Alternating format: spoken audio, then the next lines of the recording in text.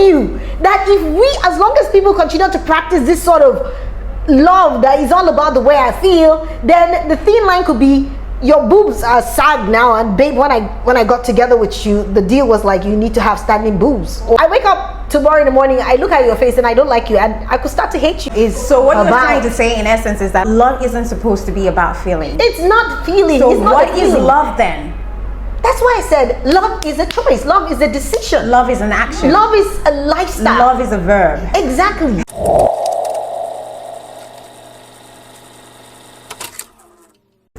Hey guys, welcome to my channel. My name is Jane Lawrence and I come with a lot of juicy content, and I'm so excited today that we've hit 50,000 subscribers, and it's been a long journey. I tell you, it's been a long journey, almost 2 years. Regardless of the 2-month setback, we're here and we're happy about it.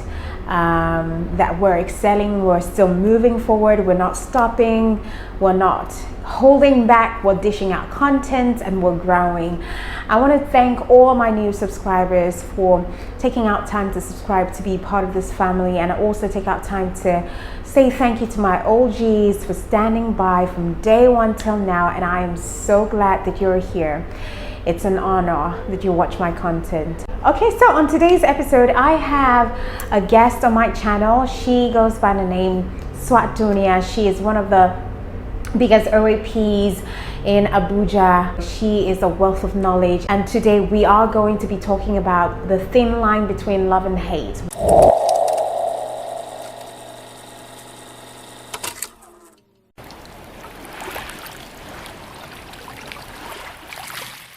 Welcome to today's episode, and I am not alone. I've got my very special friend. She's my best friend. She doesn't know it yet, but I'm telling her officially that she's my best friend. I've got lots of them, but she's number one. How don't I know that I'm your best friend? But I've told you time and time again. She's one of the top OAPs in Nigeria Info, one of the biggest brands, radio brands in Abuja. You've got to listen to her wealth of knowledge. She's explosive. And you're going to have a taste of her knowledge right here. So today we're talking about, love, hate, the thin line between love and hate.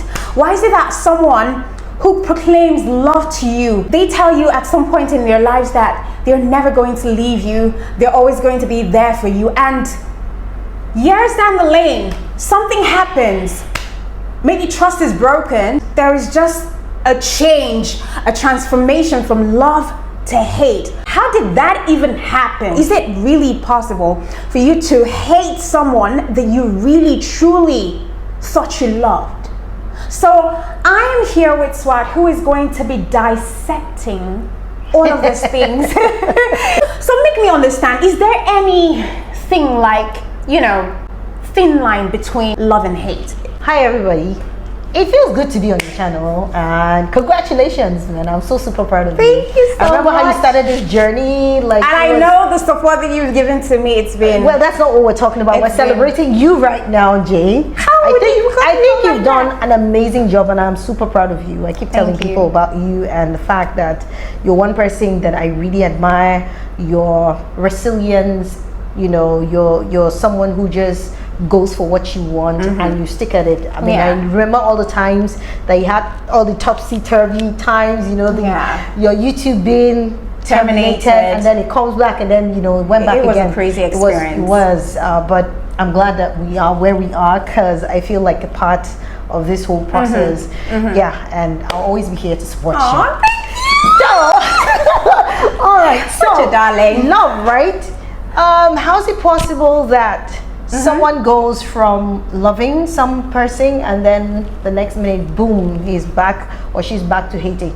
I think it depends on the perspective of love, or what love means to you as an individual who is in the love-hate relationship.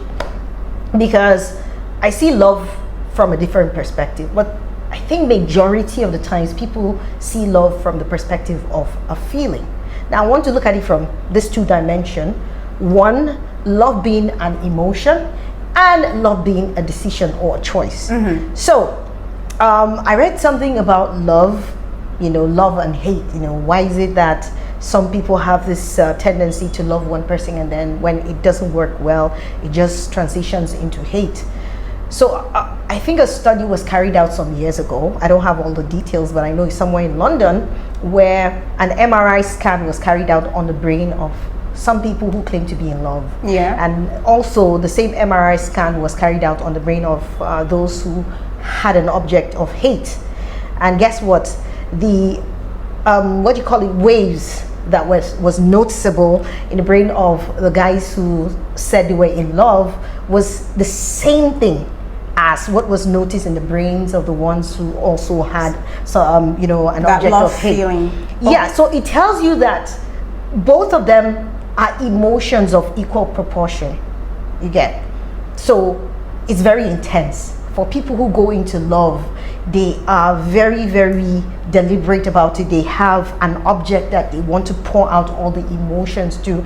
And in loving somebody, you expect that that object of your affection, that person, would not equally give you back to you. So also it is with hate. There is a person or an object of that hatred, which is quite very deep. Now, at the end of the day, you'd expect that you get reciprocity in terms of giving out those feelings. In fact, sometimes it shows that the love emotion is so deep that it becomes very obsessive. Your life is all about this person. You are irrational. In fact, in the study, it showed that people who are in love behaved in an irrational way, while the people who hate, were very logical, because you also want to pour out that emotion. You want to show it. So just like I'm loving you and I just want to give you my all, whatever you do, I don't see it. That's why you get to hear of the phrase love is blind. You find people who are in love become behaving very irrational. So the people on the other side who are hateful towards a person are very logical. They are calculative about, how do I hurt this person? How do I ensure that I get my pound of flesh? So you see how both of them are kind of similar. So basically, love is like an intense emotion. Yes. That intense positive emotion towards a person. Yeah. While hate is like an intense negative emotion towards a person. So there are some similarities in love. Yes.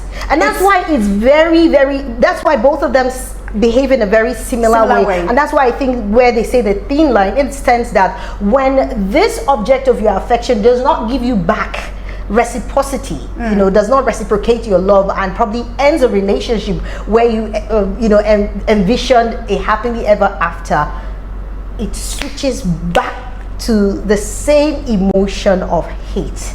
Because you didn't get it back, and so the intensity is the same thing as hate. Then all of a sudden you find out that you're scheming, you're now calculative. Instead of the irrational person you are, you're now calculative, you're logical about how you're going to get your own pound of flesh. And that's why we end up with stories like crimes of passion. Yeah.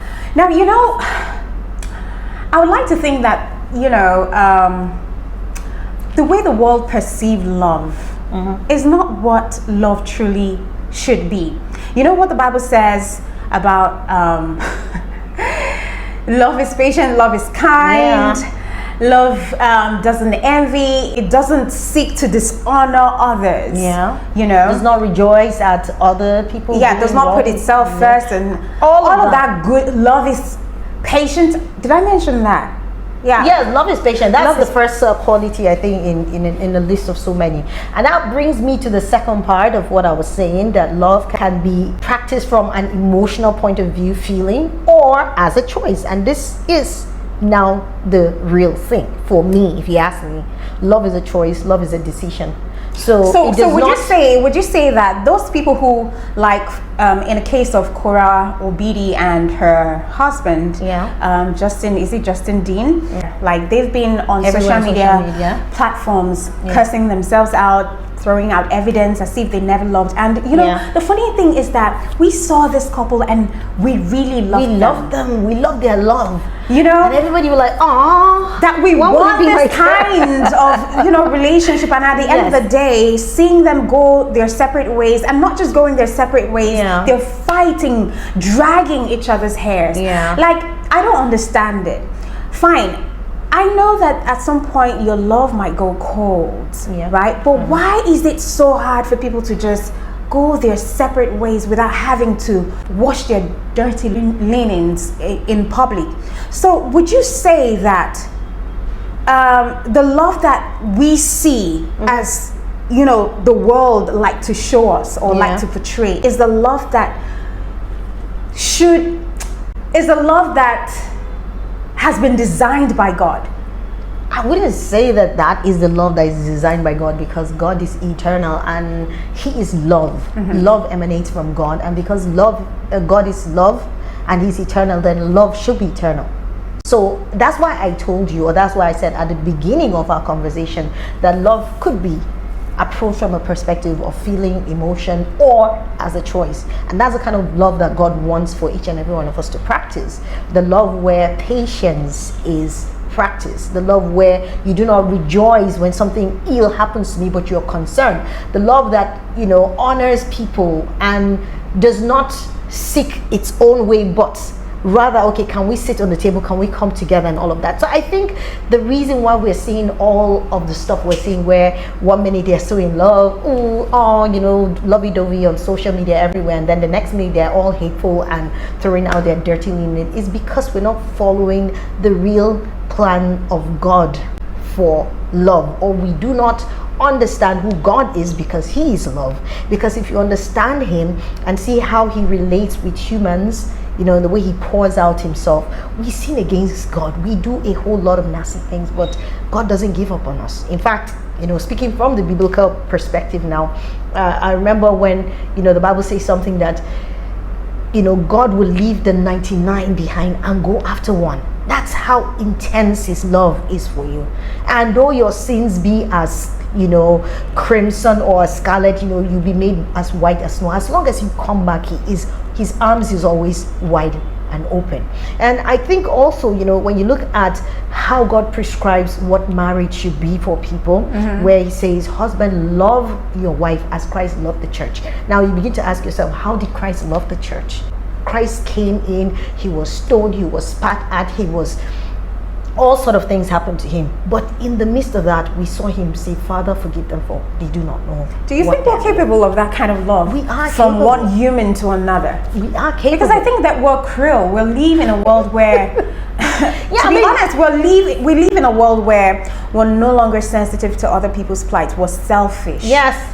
So I don't think that humans are capable of loving another person unconditionally. The kind of world love that the world preaches is different from the perspective, and that's why you need to open yourselves to learn. You know, you need to consistently come before God in prayer. Lord, help me. Lord, show me the way. And as much as you do that, He keeps pouring into you that love, so that you find that you are able to.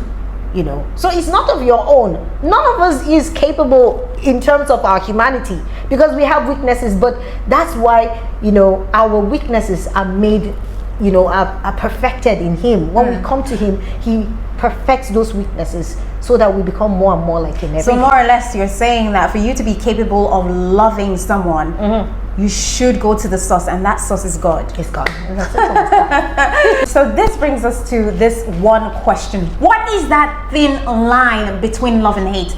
You know, like, I like to think that love and hate, they're, you know, two sides of a coin separated by a line. For me, I feel like the thin line between love and hate is broken trust. When you've broken someone's trust over and over again, even just one time, is enough to, you know, switch a person from love to hate, right? Anything can be a thin line, as long as you think love is all about feeling. Because the truth is, the thin line could be, I wake up tomorrow in the morning, I look at your face and I don't like you, and I could start to hate you. Or your breath, then you never change. Then exactly, that's what I'm telling you. That if we, as long as people continue to practice this sort of love that is all about the way I feel, then the thin line could be, your boobs are sag now, and babe, when I got together with you, the deal was like, you need to have standing boobs. Or it could be that tomorrow I wake up and then you have a nasty accident and you can't walk again. That could be the thin line. So anything can be the thin line. It's not just about trust, Jane. It could be anything. As long as love for you is all about feelings, then anything can be the thin line. But if you practice the real love, you know that irrespective of what happens, you are here not because of the looks, not because this person is incapable of breaking my trust, incapable of you know that this person is a bundle of imperfection, but you choose to love this person perfectly, and that's what love is. So what you're trying to say in essence is that love isn't supposed to be about feeling. It's not feeling. So it's not what is love then?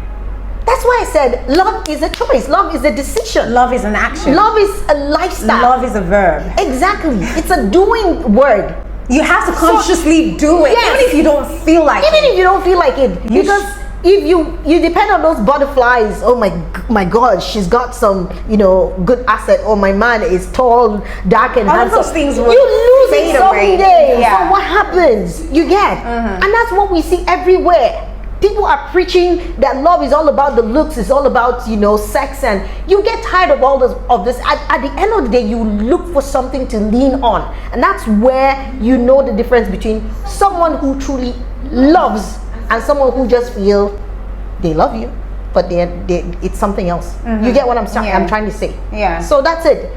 Hate can never be a part of love. Hate there are two poles apart. But for the kind of love that we see pervasive in our society, of course, there are flip sides of a coin. So it's up to you and I to choose the sort of love that we want to show or we want to practice. So I don't expect that, just because you're in a relationship, you're always calculating, okay, what is it I'm going to do that is going to stop my partner from hating me? No, that's not how we should be.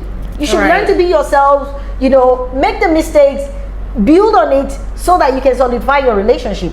You can't avoid all those pitfalls. They must come because it's in experiencing all of those things that you get to be strengthened and you get to understand your mistakes and you avoid those pitfalls, so that you find out that, at some point in time, some people, you hear them saying, you become my soulmate. It just doesn't happen overnight. Go back into the history of those sort of couple, you find out that they have made some of the worst mistakes. They came nearly to breaking up, but because they chose to stick to their commitment to each other, they are where they are. So yeah, you're right.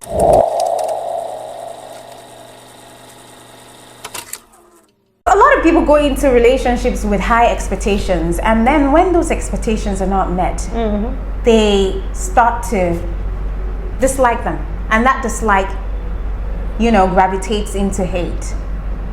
I think that we should all come into a relationship whole, not wanting to depend on another person for happiness. yes, Your happiness should not be dependent on your spouse. That's too much responsibility you're giving to that person. exactly. So if you go into a relationship to add value to the person, being selfless, also expecting them to, because for a relationship to actually work, it has to be a two-way street. I am committed 101% in this relationship, as much as you are committed 101% in a relationship. So regardless of our flaws, regardless of the excesses, regardless of the mornings that we wake up and we don't feel like this is a right relationship to be in, as long as we're married, we should have it that the end goal is to see through this relationship To the end. Divorce should be out of the way, as long as it's not detrimental to our health and our lives. Then we're sticking together. Oh yes. Because the truth is that we can never ever wake up every day and expect it to be rosy. I mean, I've heard people who say that at some point in time, being a married couple, there are days, or in fact it stretches into spans, into a span of months, where you don't even feel anything. The butterflies just disappear. You don't feel that thing anymore. So that is when your love is tested. Right? You wake up and you're like, what am I doing with this person? I don't feel like I should be in this whole stuff. A whole lot of wrong emotions begin to play in your head.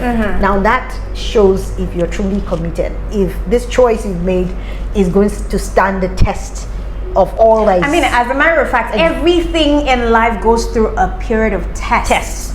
So your love should be tested, and if it stands against the tides, then you know that you can stay for a very long time. So I am of the opinion that, I mean, like, if you don't feel it, let go of it. And when you let go of it, truly let go of it and feel it, give time for yourself to process what has happened, you know, and forgive yourself, forgive your partner, let them go. Do not go on tearing yourselves apart, especially on social media platform. And you know, the funny thing is that these people on social media platform do not bloody care about your feelings, your marriage. Just feasting on your misery. Do you understand? You know, and adding further to your depression and all that will come in as a result of all that's happening, because you've not been able to process and handle it. You throw it out there to the public, you make it their business, so they come in like the leeches that they are. They keep sucking your blood and making it worse for you. And they enjoy. They enjoy the controversy. So I don't know how many people, why people just feel it is the public's business to let everyone know about what is happening in their relationship or in their marriage.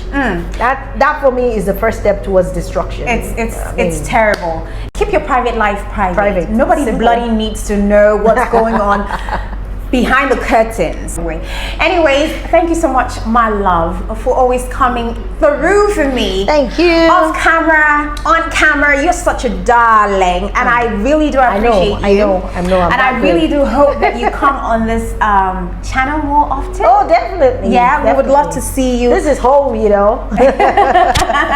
All right, guys, thank you so much for being part of this show. I hope that you did gain one or two nuggets or information for your relationship. All right, it's one thing to be hurt, it's another thing to stay hurt.